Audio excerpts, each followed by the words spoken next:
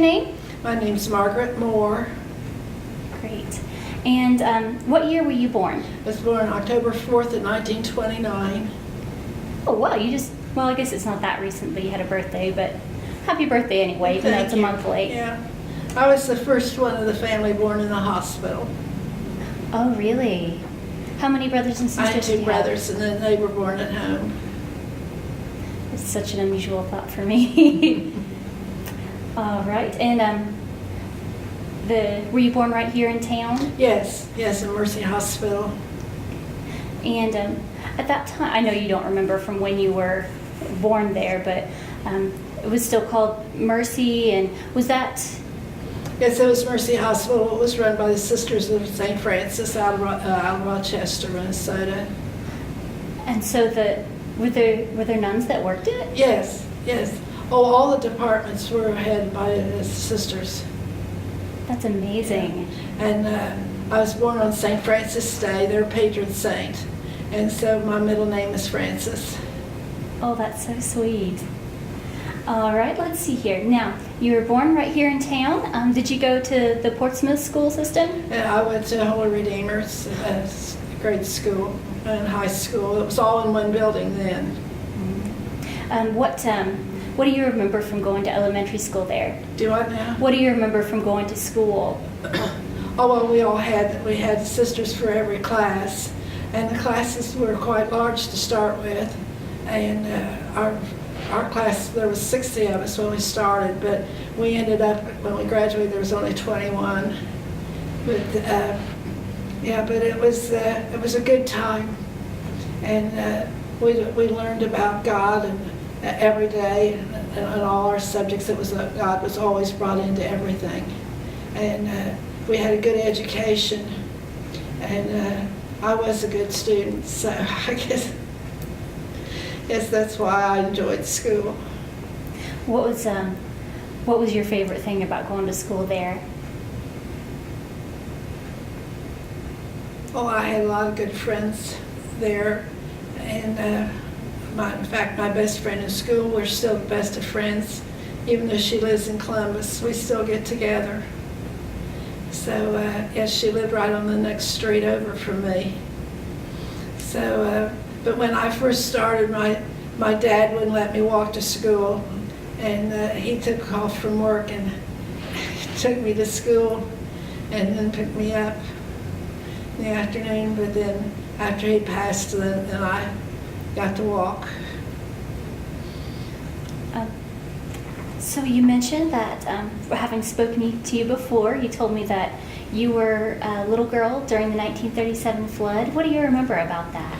Well, I remember we moved everything upstairs, and my dad had put step ladders there in the dining room and turned the dining room table upside down and put all his books and the tables, because we didn't have room to take him upstairs, and put all the curtains over the curtain rods, because in 13 the water only got halfway up the wall, but in 37 it got everything, and he lost all his books, and but there was a cake pan in the pantry. And there was also grass seed there in the pantry, and when I guess the water came up, the grass seed got in all the mud. There was grass growing in that cake pan. And I remember them laughing about it, but my dad and my brother both worked day and night for the Red Cross, and they had a boat that they brought in at the front door and chained it to the post going upstairs. And so we stayed in the house until they turned the electric off. And when we left, we went out, my mother and the woman that was rooming with us then, and my brother, went out the landing window into the boat. And my dad and I, we went out the front bedroom window onto the roof and got into the boat from there. The water was that high. So you could almost touch the street lights. Oh my goodness. And we were at 1552 Fifth Street. It was right above Alpheneer. And we went up to Waller Street, and there where the project is, and Farley Square. And right above there on Waller, halfway up the hill, is where the water stopped. That's where we got out. You've probably seen pictures of it. Yeah, and my aunt and uncle lived right there on Waller Street, right before you got to Kinney's Lane. So I remember they had, the water, and they would stand in line to get the water from the spring, which later they decided that spring water wasn't any good. People drank from that spring for years and years and years. No one ever died from it, but I wondered, because I knew the spring used to be there, but it isn't now. I always wondered why. yeah, they decided it wasn't pure water. Now, you stayed the whole time with your aunt then while you were... Yes. Yes, it was my dad's sister. She lived there. And they had the jail was there on Waller Street, really across the street from their house. Where that large brick building house is. I'm at 17th and Waller. The garage behind there was the jail. That's wild. Well, as we're kind of following along on the timeline here, I know that you were in high school about the time of World War II. What was that like, being in school during that time? Yeah, well, both my parents died. When my father died in 1940 and my mother died in 1943. So therefore, the war was going on, and my oldest brother was already in the service, and my next brother, he joined. So therefore, his wife was made my guardian. And we lived together, and we had her mother and her aunt and a friend who all lived together, because you put your stamps together to get the food. And I remember Herman's meat. They were really good to us about helping, because she had a baby, and to get your milk, you even had to have those rational stamps to get your baby's milk. And like I said, I was in high school, and of course we were walking to school every day then. Yeah, and I know during the war, the mailman always rang the doorbell if there was a letter from my brother. And when the war was over, that one morning, he just laid on that doorbell, and here it was where my brother Bob's letters were coming back, where he was on his way home. And I'll never forget that. And he called me on my 16th birthday. He got into California on my 16th birthday and wished me a happy birthday. And that was the first time, we'd heard from him, his voice. So that was a big thing. So I stayed with them until I turned 21. Now, if you don't mind me asking, what happened to your parents?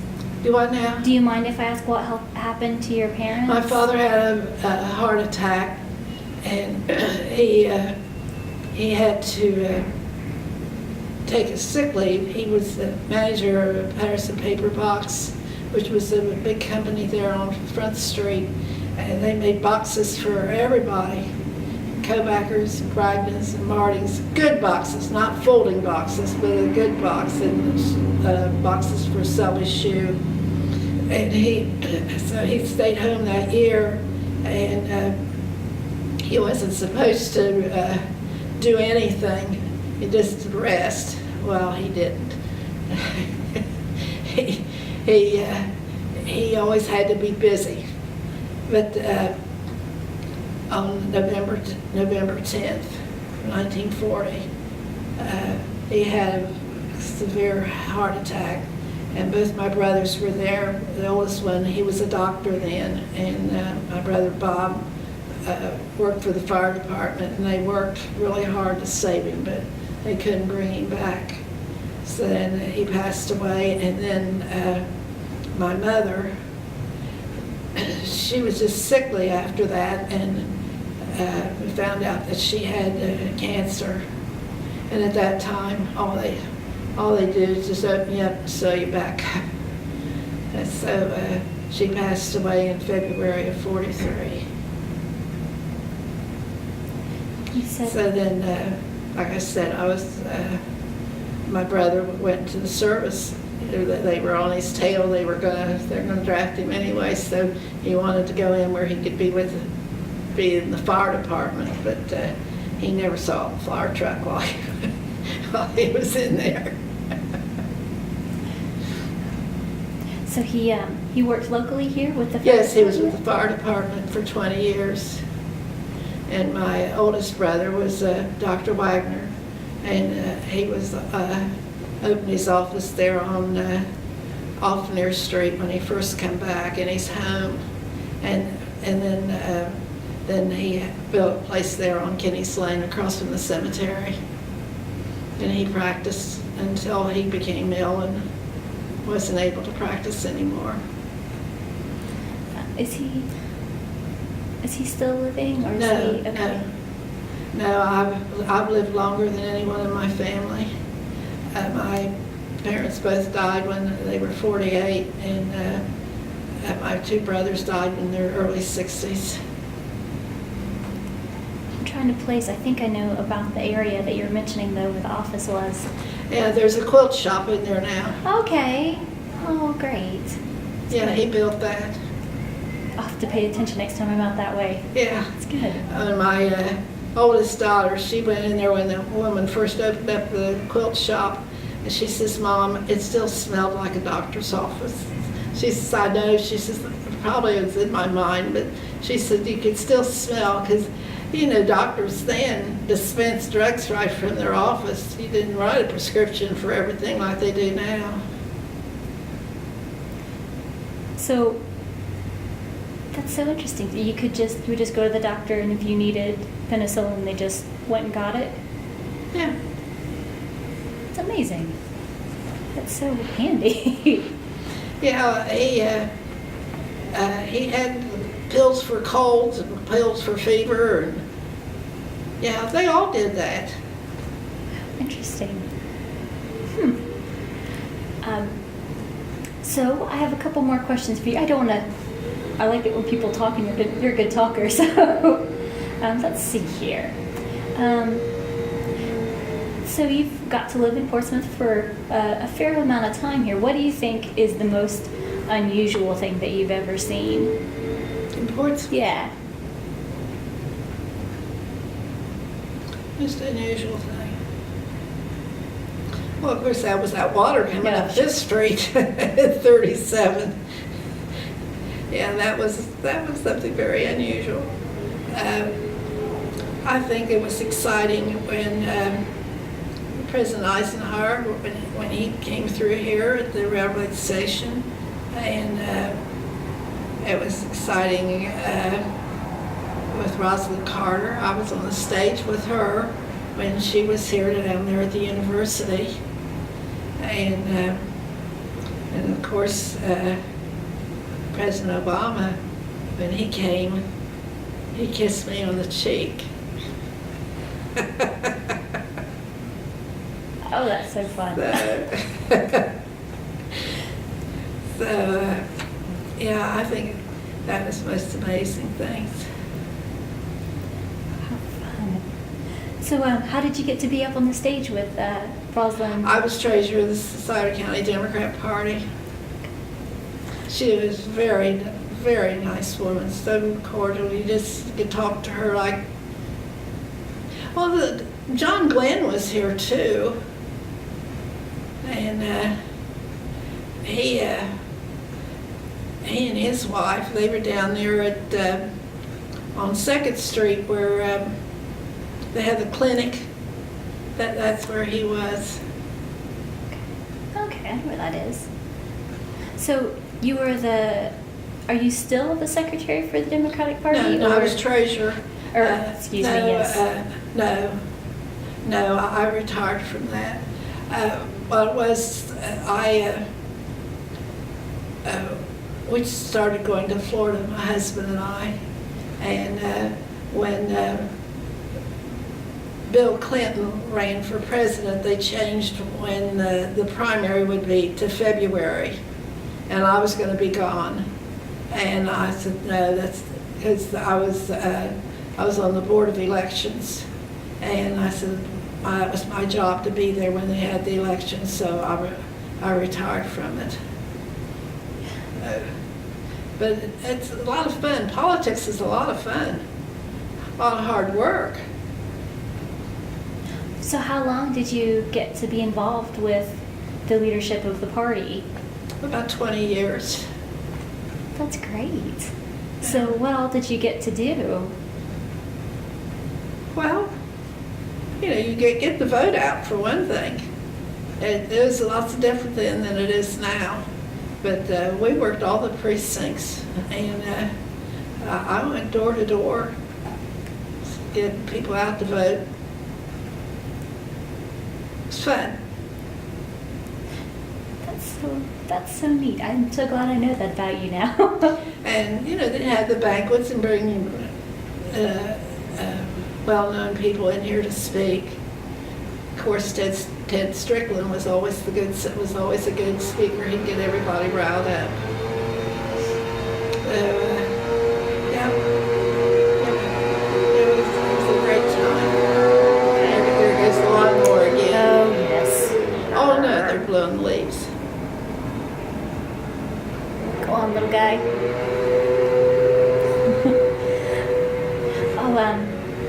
Okay, so while you were the treasurer, you got to go out and kind of talk to you would just go up to the different doors in the different areas? Oh, well, that was to get the people out to vote. Oh, as far as being treasurer, I was in charge of a good bit of money, that would go through during the election time. And when my husband and I put on several banquets that had as many as 500 people at them, that take care of that. That was exciting. Sounds really involved to get 500 people in one place at one time. Yeah. There at the American Legion, you would sit like this. You couldn't spread out. Yeah. But people were more. People wanted to be more involved. Now they look at it that they don't pay any attention to me, so why should I worry? Yeah, well, Washington's got too big for their britches. Yeah. Let's see. So you kind of alluded to this a little bit. Over the time that you've lived here, what have you seen change about just this community? Well, I think our downtown, you just think about how it was when we were growing up, even after we were married. I mean, downtown was bustling. It wasn't just Marting's, but you had all those dime stores. You had Kresge's and Woolworth's and Greens, H.L. Greens, and Grant's. And besides, you had Bragdon's, which was a very good department store, and Kobackers, and all the little shops that sold clothes and shoes, and that's all gone now. Now, people can say all they want to about the mall. That's not the same as having your business downtown. And those places up there come and go. There's no loyalty to the community. I know, the clerks there at Marting's and Bragdon's, they were everybody knew them. And this one lady that worked there at Marting's, there was a downstairs where things were a little cheaper. There in the basement, and then in the upstairs.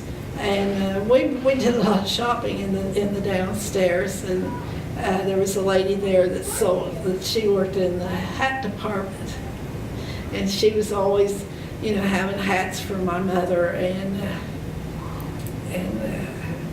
always it was just fun going in there with her, and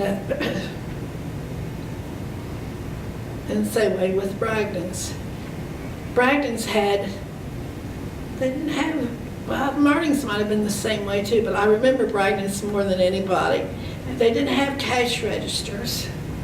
They had these little, they ran up at the ceiling, like a little train, except that they put the money in this little, I don't know what you call it, this little container, and it would shoot up, I guess it was by air, probably, it would shoot up and go, you could see it going across, and then it would go into the office, and then they would make the change, and then send it back down.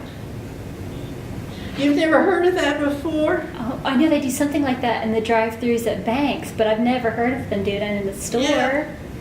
But you could see it. It was just like a track that you could see it go up. Oh, it was real fascinating. When you were a kid to watch that go. Yeah. Marting's had that too, but it wasn't as obvious at Marting's as it was at Bragdon's. Leitner's were the ones that owned Bragdon's, and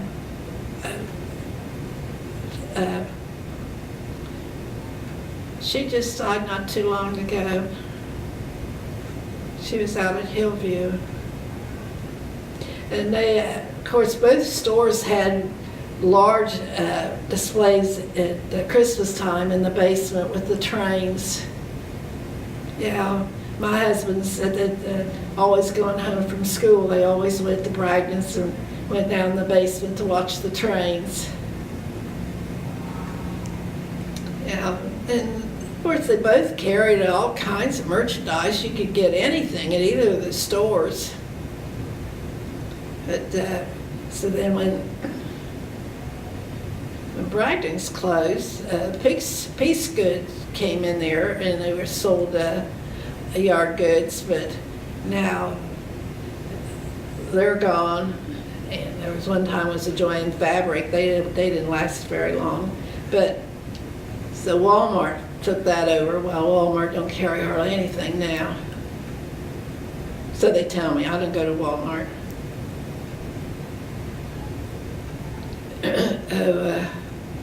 Kresge's was downtown, and you could go into Kresge's, and they had a counter that you could get a hot lunch, and or if you just wanted to get a snack. And there's women in there. I knew every one of them. Growing up as a kid, and then after I started working, and even when I was married with children, all those women, I knew them. And it was really a bad day when they closed Kresge's and opened up Kmart. Now, some of them went with Kmart up there, but of course not all of them. And my daughter's mother-in-law worked at the Kresge's, and she retired from there. But yeah, I bought a lot of clothes for my children there at Kresge's. One time we were in there, and I always had one in a stroller, and she reached up, I didn't know it, and she got a spool of thread, and I got clear up the street and saw that she had that spool of thread, and boy, I took her back there, and this woman got the biggest kick out of that I made her give the thread back. Yeah.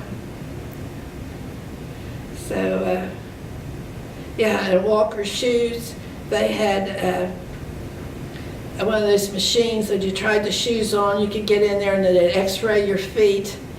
to see if the shoe fit. And of course now, they never do that because the extra 2 minutes X-ray. But we thought that was a wonderful thing to put your feet in there and you could see right through the shoes.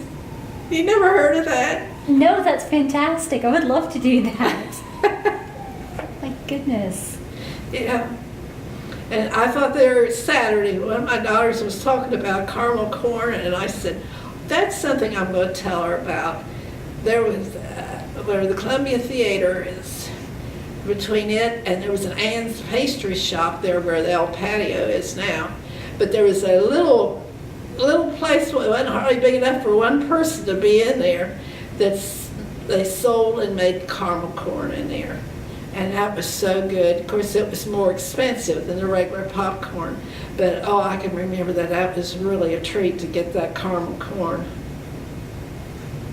Of course, then, there at the Esplanade, you probably know that there used to be restrooms underneath there. Of course, I never was down there. They said they were just awful, but yeah, there were steps as you go down that there was restrooms down underneath there.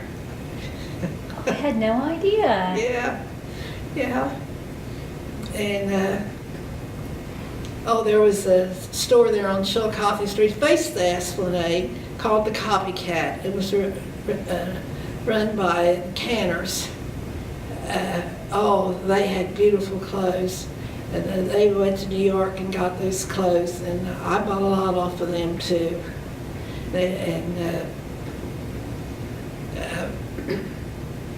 Of course, I bought the suit that I wore for going away after my wedding. I bought in there.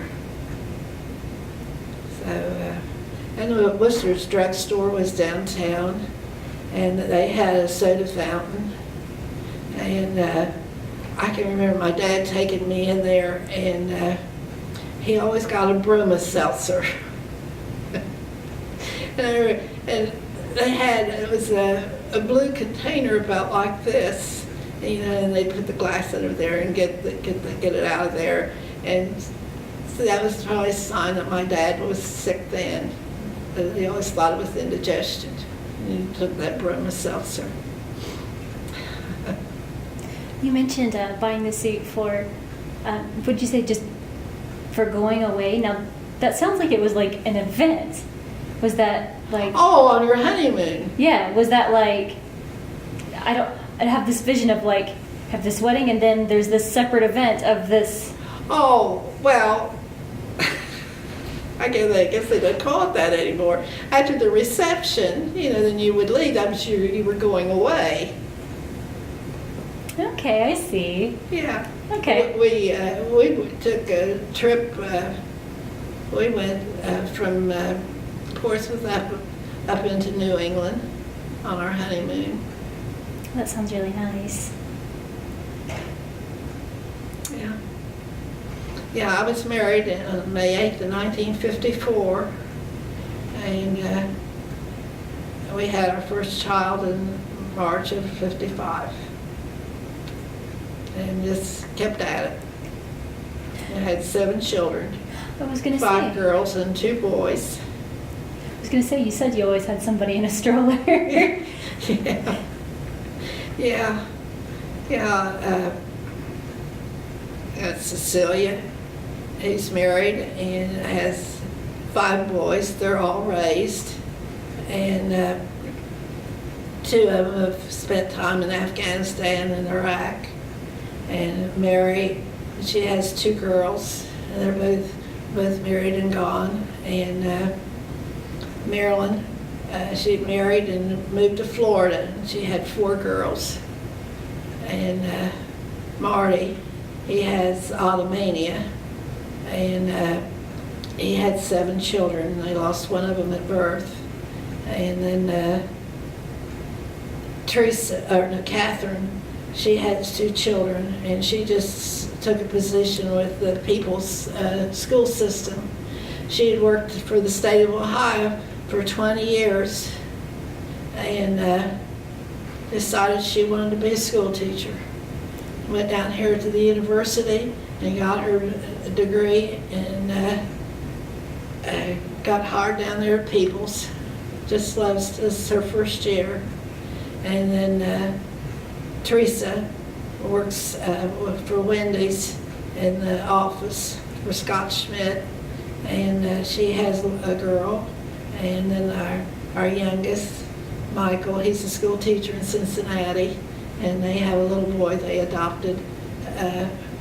He's 5 years old. They had him since he was 2 hours old. Well, that's wonderful. But it sounds like most of your family doesn't live close by, though. No, I have 5 that live here. Well, now Catherine's moved to Peoples, so I just have 4 that live here now. But I've been very fortunate. And so, of course, this is the first year I'm not going to Florida. I went down there for almost since early 90s. But I've sold my place. I think it's time for me to stay home. I'm 84 years old, and I've been in every state. Yeah, Alaska and Hawaii, all 48 states. What were you doing when you went to Alaska? Oh, that was a wonderful trip. We,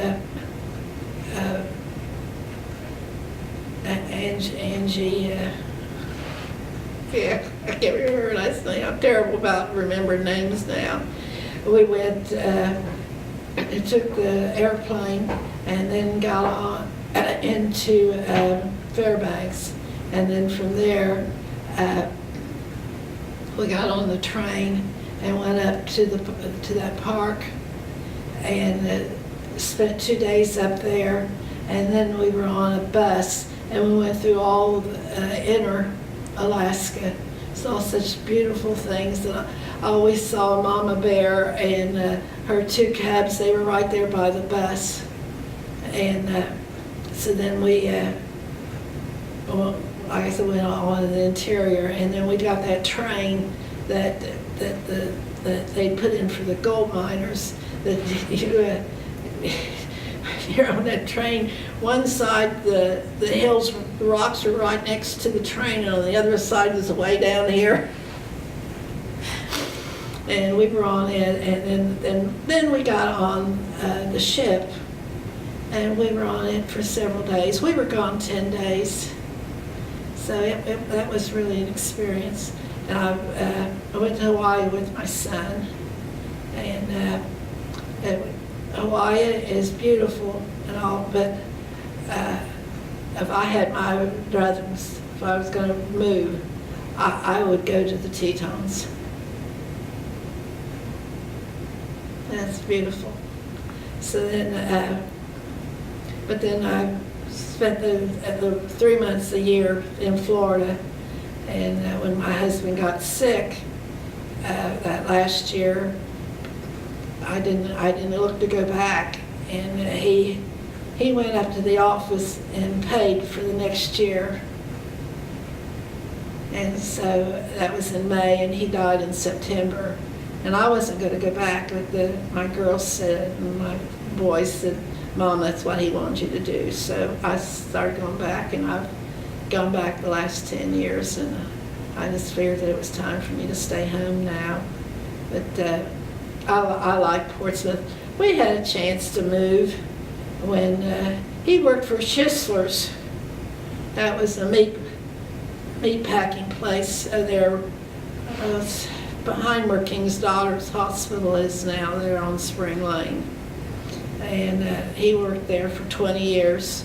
And Schisler's closed it up, and so he tried to run it, he and 2 other men, but they were just undercapitalized. They had the business, but they didn't have the money to, people don't want to pay their bills today, they want to pay it in 30 days. So they ran it for a year and they had to give it up. So then he worked for a packing plant out at Medford, and then a friend of his got him on with the carpenters in Cincinnati, and he started working for the Carpenters Union, and then he got transferred up here, and But of course, there never was too much work around Portsmouth. And what was here out there at the egg plant, I wish he'd never ever worked at the egg plant, because that's where he got his cancer. But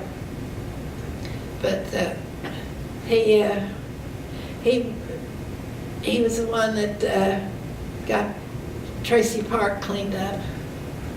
Really? It was, yeah, after he retired, he couldn't stand sitting all the time, and he went around and got the different businesses in that area. There was more businesses then, and there's Capital Pontiac was down there, and that restaurant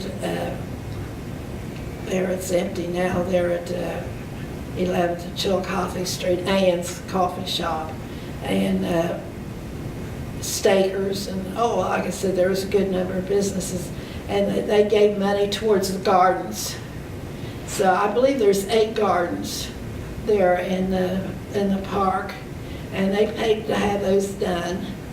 And then the different ones bought benches, and there's names on all the benches of who donated them, and the Carpenters Union and made those benches.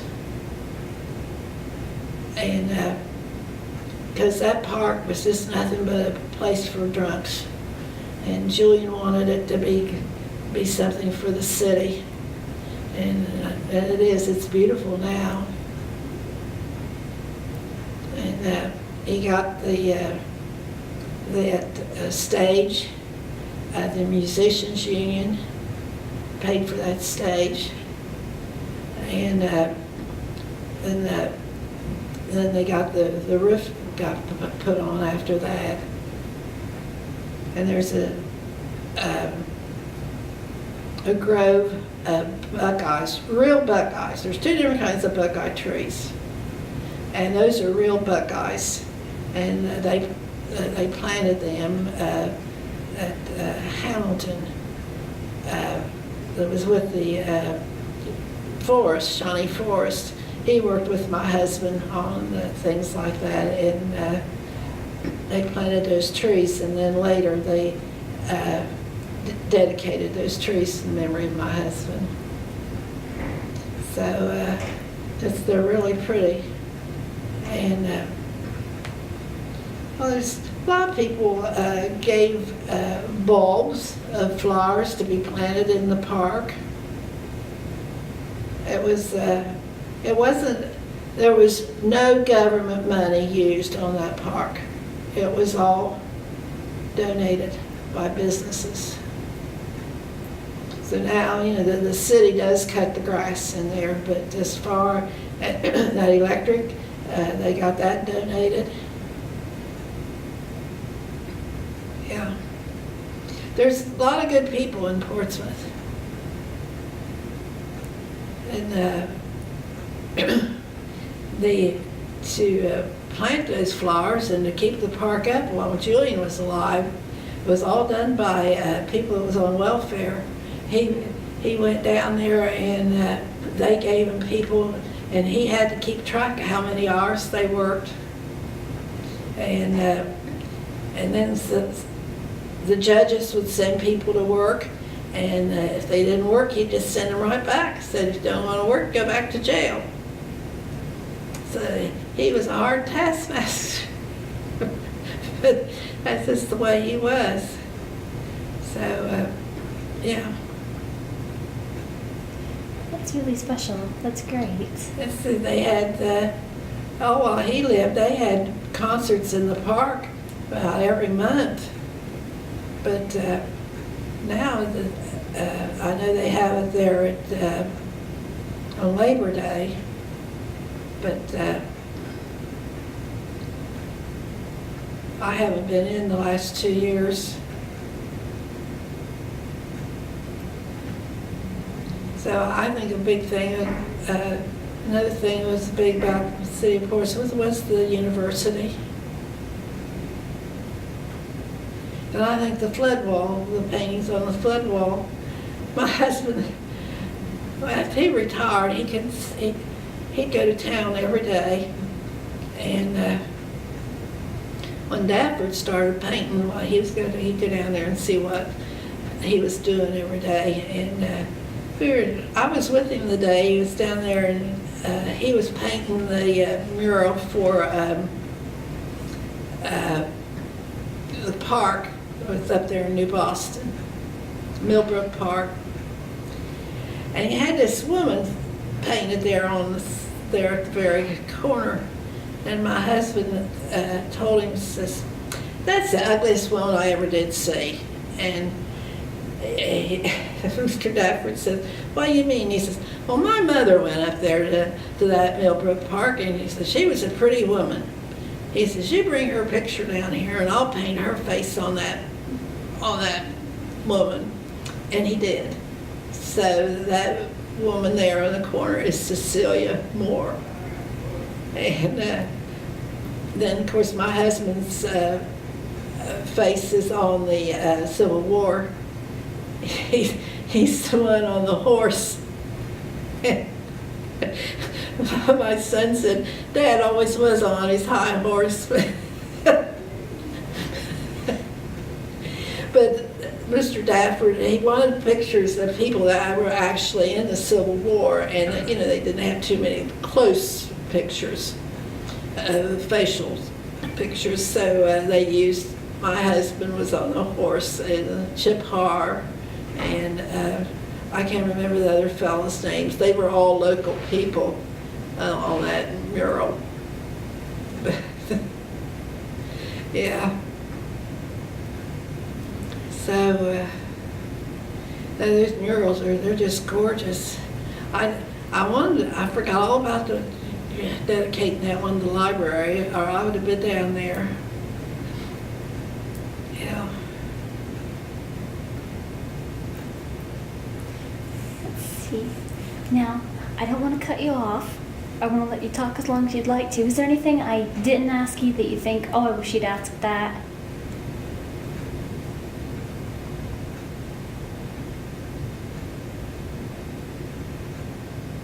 I can tell you I got 24 grandchildren. That's a lot of grandkids. And I got 9 great-grandchildren. I'm a member of St. Mary's Church. We were married at Holy Redeemer, but my husband was a member of St. Mary's. And at that time, the bride always went to the husband's church. And we stayed down there, but then we built up in Northmoreland. And at that time, there was parishes that you were supposed to go in your parish where you lived. And so we lived in St. Monica's parish, so we transferred, and we were up there. And then we transferred back down to St. Mary's, and that's where I am now. So, yeah, I read. I'm one of the readers at Sunday Masses, and I take the Blessed Sacrament to the Eucharist to the shut-ins. And I really enjoy doing that. Were you around? I know recently they did some work on St. Mary's. Did you get to watch that happen? Oh yes, they've got it back to the way it was when it was built on the inside, except for the communion rails, the only thing that they didn't put back in. But of course, they were wanting it to be open now, and not have that railing that they're separate. But yes, it's gorgeous. Yeah, let's see, when was that? It's been since my husband died, so it's been within the last 10 years. I know it's been a couple years ago, though. I don't remember when exactly. Yeah, it's, well, Father Adam's been here for over 2 years, and it was while Father Ted was here when they did it, so yeah, it's within the last 10 years. That was a big project. Yeah. So the cross that wasn't included in the plans for the renovation because it was so expensive to have it done. And so I had the cross redone, and that's real gold on it. Is that, I'm trying to remember, is that up in the front? No, it's in the steeple. Oh, okay. Yeah. Yeah, I've had that done in memory of my husband. And you can, you will really see something in the morning when that sun's shining on it. It's gorgeous. Yeah, they took that down, and that gold is they call it a leaf. It's more fragile than tissue paper. You probably know what I mean. Yeah. And they put that on layer by layer by layer. It's wild. So my husband's parents, Edward Mohr, and she was Cecilia Petrie. And Petries were a big family there on 4th Street. And my father-in-law, Edward, he came here from Germany, and they had their marriage scheduled for April of 1913, and the water came up, and they went to church in a John boat, and they were married inside St. Mary's Church. They got out of the boat, and Father Goebel married him. And she spent the afternoon of her wedding day washing her linens that had got in the flood waters. Yeah, he came over here in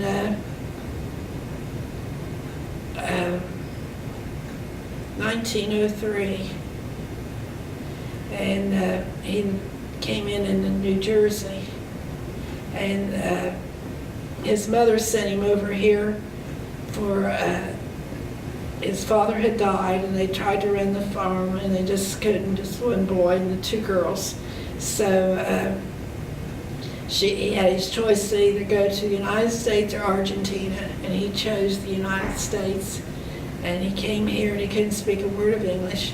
He was 16 years old, and he had a note on him that he was to go to Paris, Kentucky. There was some shirt-tail relation down there, and that's where he went. And he worked down there, and he was a sausage maker, a butcher, a sausage maker. And of course, you know, at that time, they had rooms up over the saloons, and that's where he stayed. And one of those, I don't remember the man's name, was someone that was real wealthy down there, used to come in and get a beer when he'd be there eating his supper. And he was always wanting to buy Granddad a beer. I called him Granddad because of the children, my father-in-law. But he said he never would let him buy him a beer, because he said he didn't want to be obligated to that wealthy man. But so then he worked in Cincinnati for a while. The job came up down there, and then the salesman said, "There's a job opening up in Portsmouth, Ohio, at Giesler's butcher shop, and would you be interested?" And he said yes. He'd come up. He came up, and that was down on Margaret Street. And he worked there, and he lived up over the saloon across the street. I don't know whether it was the one that Farrell's owned, but it was because they had a saloon there. But he lived upstairs over there and got his meals in the saloon. And that's what the people did. Well, then, like I said, he couldn't speak English. So the different ones that couldn't speak English, they would get john boat on Sunday afternoon and go out on the river, and they had those 5-cent novels, and that's how they learned to read. And he was an avid reader. Oh, he was he didn't read junk books. He read educational books, and he never spoke German in the house after he was married, and all. The German was not allowed to be spoken in the house. He was an American citizen. So, and they had the 2 children. Lost one child when that awful flu they had back in the early 20s, and then they had the boy and the girl. So, yeah, that was. He was a good man. On Sunday afternoons, he would come up home and to our place. Oh, he hated that where we moved. He just couldn't see why anybody would want to live way up there. So he'd come up and with the car, and he and my husband's sister, they would take us for a ride. And do you know what to go around the flag means? You had the little flag and the big flag. The little flag was when you just went over the 2nd Street Bridge and went over there by Mexitalian now. Go around and come back around. And that was the little flag. But if you wanted to take a real long ride, you went to Lucasville and there was an old bridge there. Lucasville went across there and come down 104 and come back into town. That was really a big ride. Quite fun. I'm telling you, a lot of things you don't know. And he'd get in that car, and he didn't believe in women smoking. And my sister-in-law and I, we both smoked, so we couldn't smoke when we were around him. And he light up that cigar. Oh, he'd be in that car. But that's the only time he smoked. It was on Sunday, and he smoked that cigar. Bless his heart. But he was sure good to us.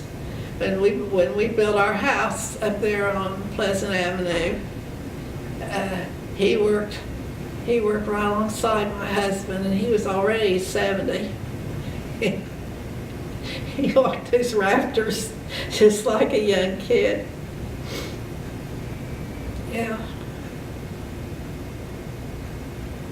So we were going to move in and not have the bedroom finished. We were going to just sleep in the dining room area. And he said, no, you're not going to move in there without having a bedroom. And boy, he just worked day and night until we got the bedroom finished.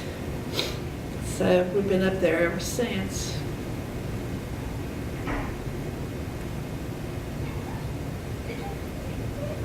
Our house was what they called a Pease home. It's out of Hamilton, Ohio. Then it was pre-cut. It wasn't what they called prefab. You had to put it all together.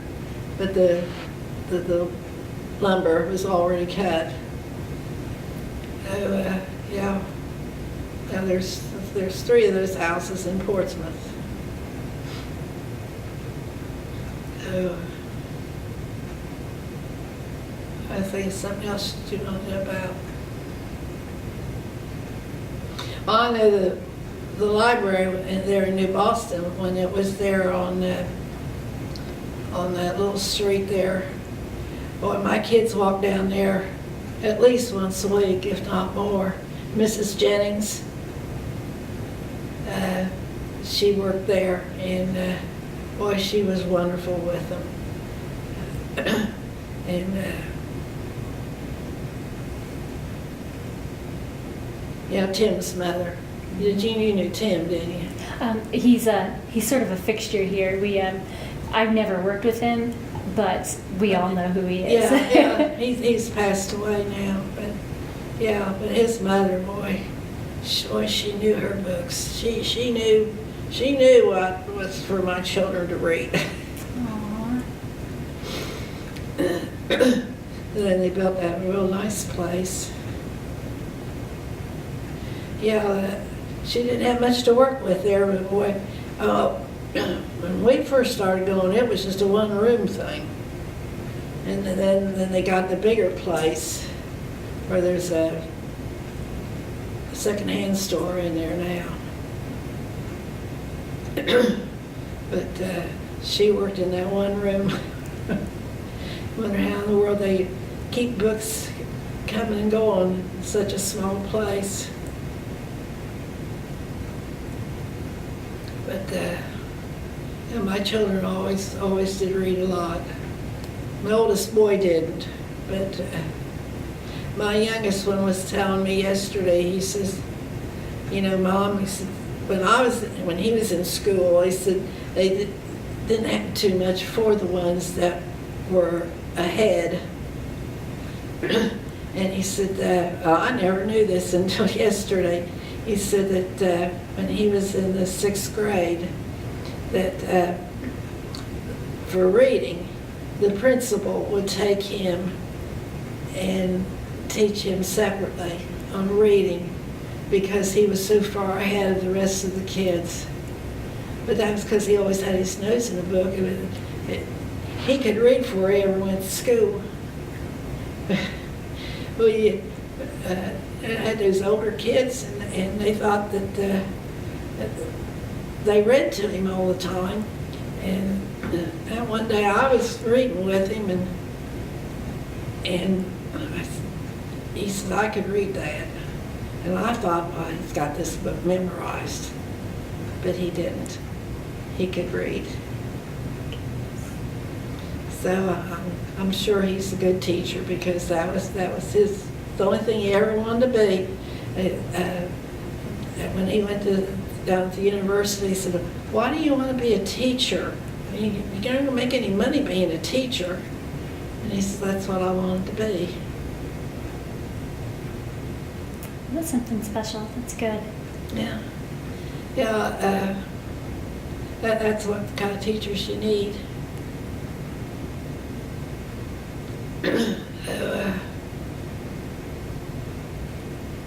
He went to Xavier University. Mary's a nurse. Cecilia works at St. Monica's, the secretary. And Marilyn is a teacher in Sarasota, Florida. And Catherine, I told you about her being with the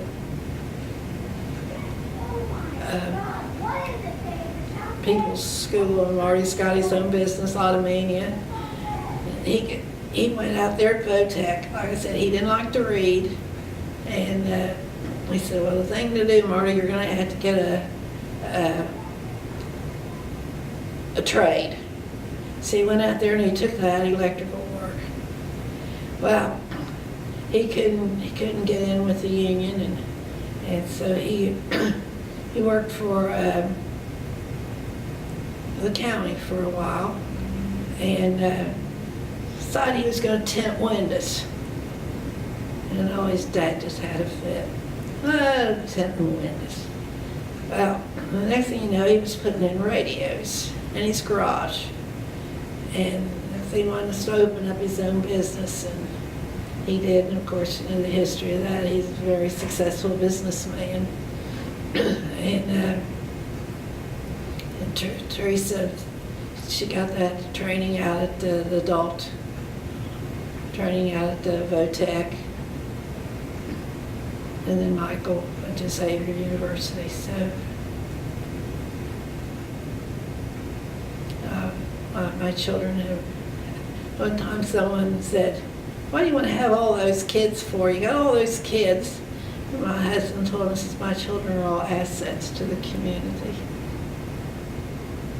'cause we did raise them to do morally, do right.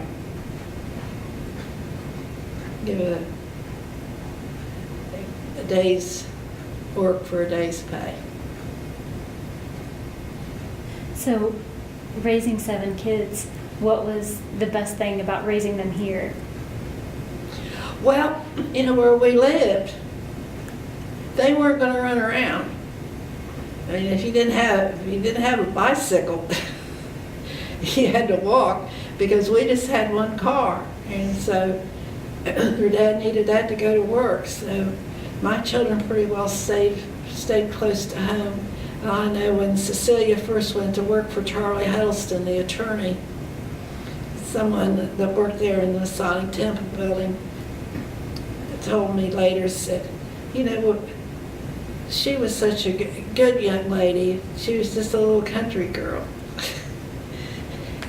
But, she was polite and all that, and that was the good thing about living. At that time, that was out. Of course, now that don't mean anything now, but the kids had that big field that they played in, and by the time Michael came along, well, all the neighbors' kids were raised, and he was pretty well by himself, but he had a lot of imaginary friends. And I think that's good for children to have an imaginary friend.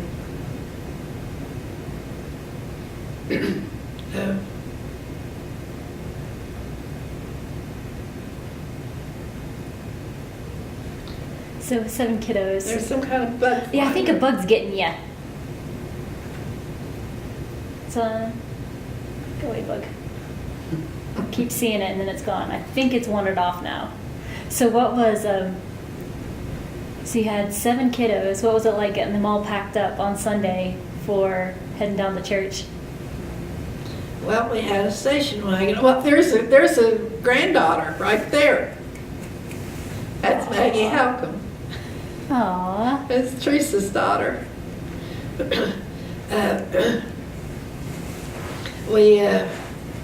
We just pile them in that station wagon and go. Of course, when Michael was born, Cecilia was 18.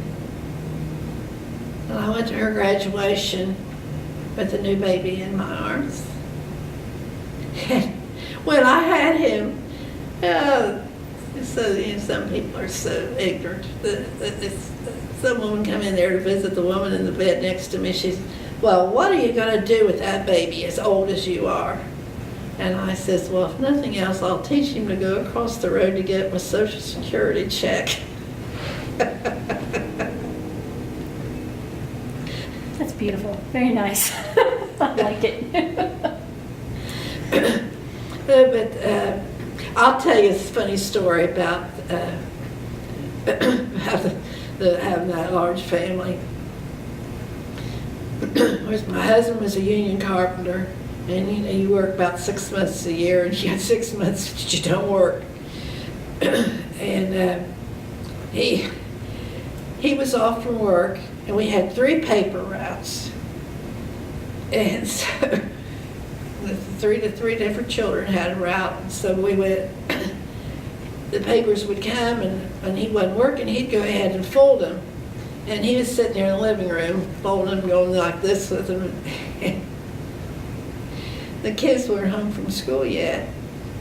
They came in, and of course, all the excitement, and the dog.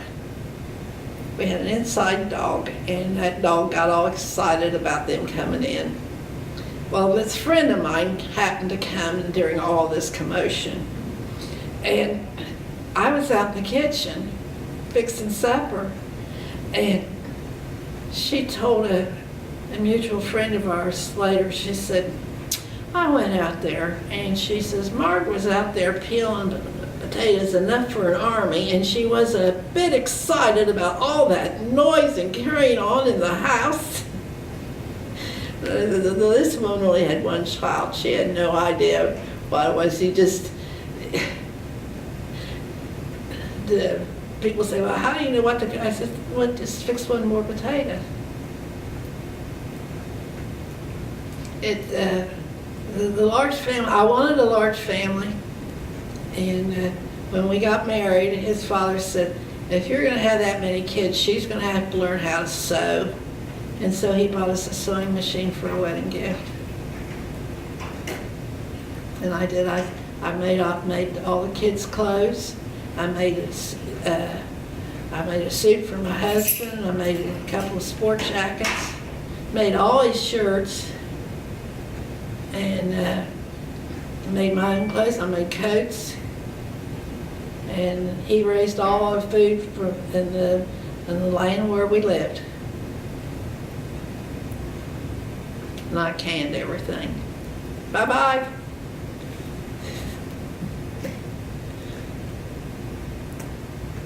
She's such a pretty girl. I think I recognize her. I think she comes in fairly often. Yeah, she just got her driver's license.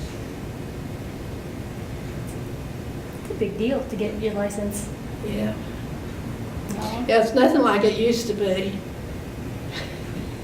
You gotta be able to do all these. When I got my license, I couldn't park, and he said, oh, someday you'll learn how.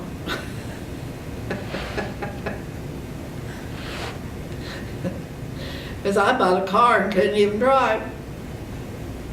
I had to call my brother to come down and get the car and drive it home. That's good. I like it. Yeah. I've talked a long time. Well, that's okay. That's what we like. Well, like I said, I definitely don't want to cut you off. Is there anything else that you want to make sure you get to say?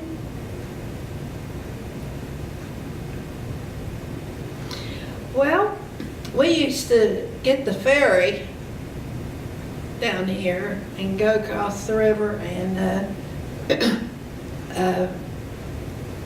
go over there and climb those hills over there. A lady at my church mentioned something one time that she and her friends would go down and take the ferry to see some friends in Kentucky, and I didn't know what she was talking about. So you could just go down and... Yeah, you could ride the ferry for a nickel. Oh, and another thing that was great was when Renaissance had their donut shop up there on Gallia Street in the 1500 block. In fact, it was in the same building where my son had his Automania shop. But they had that donut shop there, and you could walk in, they had the counter, but nothing was closed off. You know, and Mr. Renaissance was rolling those donuts out and cutting them, and then they had that big thing of grease, and he'd put them in the basket, you know, and lift them down in there. And then his wife would take the basket and dip it down into the icing, and then and then they had this little thing little stick that they'd flip them off of there with. We'd go in there, and the boy that was my age was Jim, and I forget what the older boy's name was, and then the younger one was Richard. And Jim, of course, he was our age, and you'd go in there, and the donuts were 2 for a nickel. But if Jim waited on you, you got 3. And that during the war,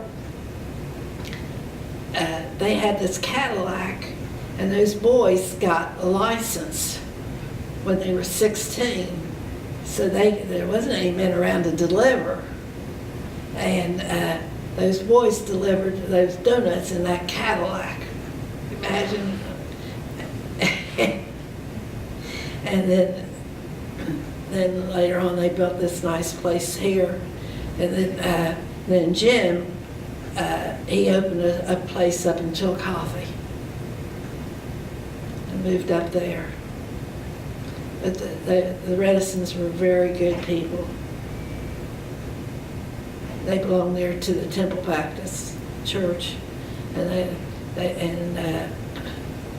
they lived right behind there, behind the store that's there now. Yeah. And she always had a smile on her face, and boy, she worked hard. They all worked hard. They made that business what it was. So, I was glad to see that the store opened up again. I want to say that they're people running it are relatives of theirs now. Oh, so are they? I think I heard that. So that's good. Yeah. They said they got the original recipe. But, yeah, boy, that was something to go over there and have a nickel to buy those donuts. I had the surprise of my life when they opened up and I went in there. They said they were the same as what they used to be, and I wanted to taste one of them. And I went in and got one, and I thought, well, that's the only one I'm going to buy. They're too expensive. I remember when they were 2 for a nickel. Well, I'm not supposed to eat them anyway. But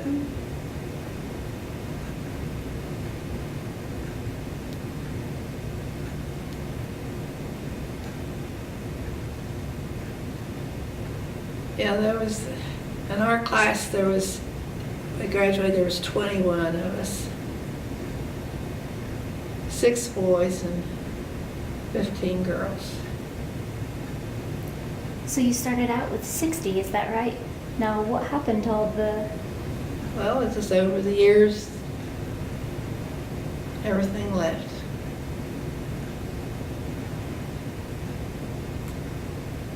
You know, there was 3 shoe factories here, and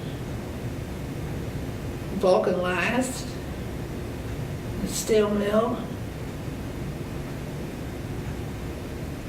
There was just a lot of work. My husband, he lived there at 3rd and Waller, and he said when he walked to school in the morning, he walked down to St. Mary's to school, and he said the streets were just full of people going to work.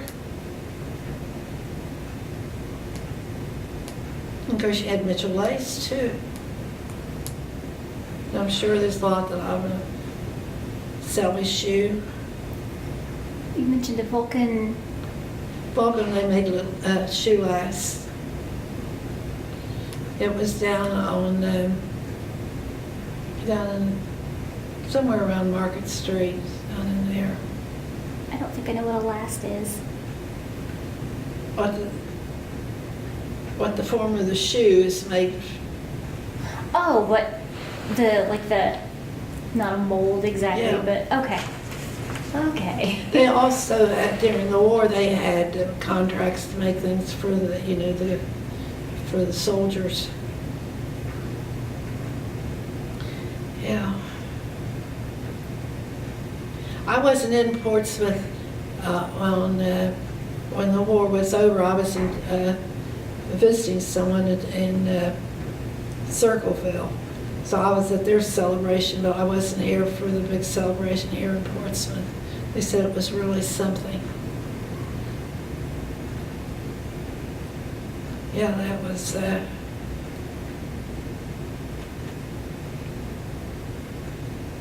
well, you know, during the war, the water came up,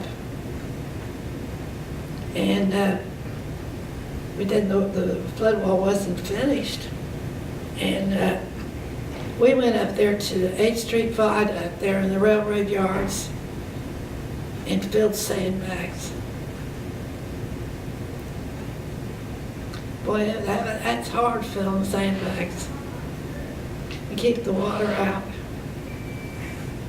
And they had that in the Stars and Stripes that we were flooded. But the water never got into the city.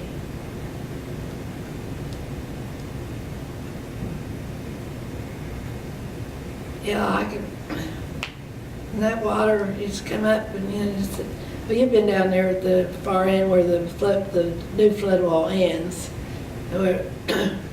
I can remember that water licking right up there at the top. Well, in '55, when I was pregnant with my first child, the water was up, and my husband and I drove down there to 2nd Street Bridge, and we walked across it, and the water was right underneath. Because when you got to the other side, the wood was cut off.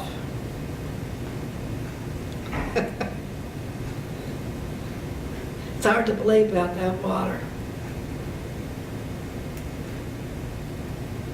But people come back.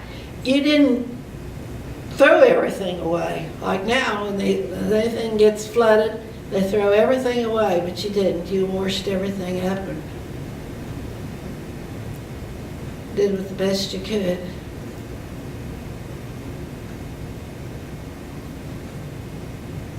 Yeah, my dad and brother, they delivered donuts and food and things to people that were stranded and couldn't get out during '37.